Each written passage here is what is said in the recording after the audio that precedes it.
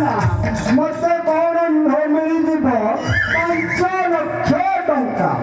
ହେଲେ ଟଙ୍କା ଗଣ୍ଡିକ ହାତରେ ପଡ଼ିଲେ କଣ କରିବି? ହଁ ମନେ ପଡ଼ିଗଲା, ବଢ଼ିଆ କାମରେ ଲାଗିବ।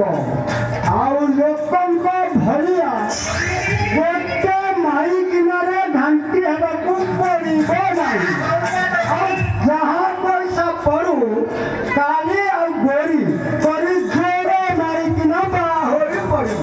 ହେଲେ ମୋର କଣ ନା ଡବଲ ଇଞ୍ଜିନ, ଆଉ ସରକାରକୁ ମଧ୍ୟ ଦେଖାଇଦେବି ଡବଲ ଇଞ୍ଜିନ।